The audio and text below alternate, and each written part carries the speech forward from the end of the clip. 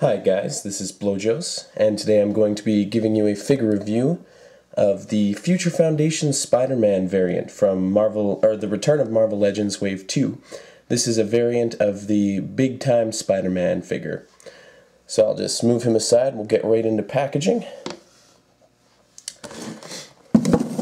Alright, so as you can see, I actually managed to get Spidey out of here without destroying the packaging. All I did was just kind of cut around the plastic. But anyway, I'm loving the graphics for these new Marvel Legends figures.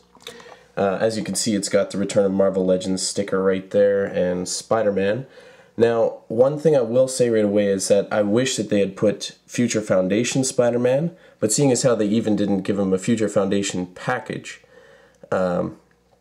this is understandable. They put Spider-Man just so that they wouldn't have like Big Time Spider-Man for the Future Foundation one, whatever, right? So down here it says collect all 6 figures to build Arnim Zola, and in the back here you can see a picture of Bucky, Captain America, Dark Wolverine, and Wrecking Ball. On the top there's, I love that these packages are very character specific. Big Time Spider-Man. Wish that it had been Future Foundation Spider-Man, but it's understandable because Future Foundation Spider-Man is the variant. So on the back, you've got this big art, and I believe all this art is done by Ed McGuinness. Big picture of Big Time Spider-Man, and down here it says, Spider-Man, he's got a new suit and a new attitude. This web slinger just hit the big time.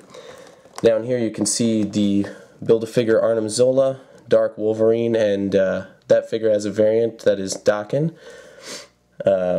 Wrecking Ball, and I believe, I'm not sure what the variant is for that one, but I believe he's a white guy. Bucky, Cap, Drax, Phantom X, Madam Mask. She actually has a variant as well, I'm not sure which. I'm not big into the Marvel Legends characters, I just really like Future Foundation Spidey, so I picked him up. And, of course, Big Time Spider-Man. Yada yada yada, throw the package aside. Bring the figure back out here. So I'm going to say again, right off the bat, guys, this is an awesome figure. He's got a lot of great articulation, great paint, but anyway, let's get right into this stuff. His sculpt, I'd say 5 out of 5. This guy's got decent musculature. He's not too tall. Here, I'll get him into a standing pose here. I'm not quite sure how tall Peter Parker is supposed to be, but I know he's not like a giant by any means. He's, here, I'll pull out my, I got a Mattel, sorry, DC Universe character, Gem, who's actually supposed to be slightly taller.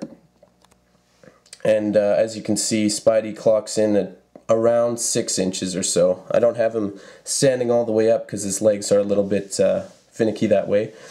But yeah, great looking figure, great sculpt, 5 out of 5.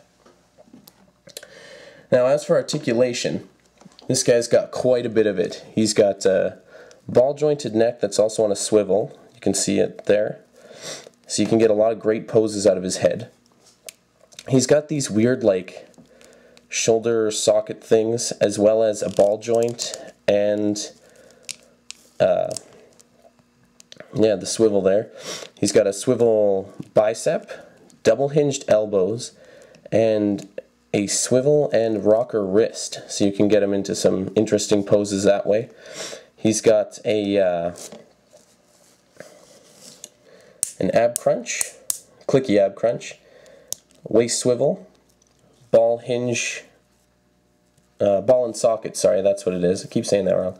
Ball and socket hip, as well as a swivel at the quadricep, double jointed knee, which is also clicky. Can't really hear it. He's got rocker ankles, and he can do a lot of tilt action with those ankles. So he's got some really good articulation. One thing that I think is missing though with this figure is finger articulation. I think it would have been really nice to be able to have him either in a web slinging pose or a fist, but that's just a minor pick. I'm going to give him 4.5 out of 5 for articulation. Now the paint. The paint is kind of where the figure starts to get knocked down a little bit, but not by a lot. One of the pluses that I think was very smart on Mattel's behalf is that they've molded him in white. So he's, you know, the white is definitely going to be consistent. But the one knock that I'm going to give them is that when they've done the black here, there's a lot of fuzzy lines. I'm not sure if you can make them out here. It's definitely like there's a lot of blur between the lines, and the black definitely like bleeds over and doesn't quite cover the areas it's supposed to in some places.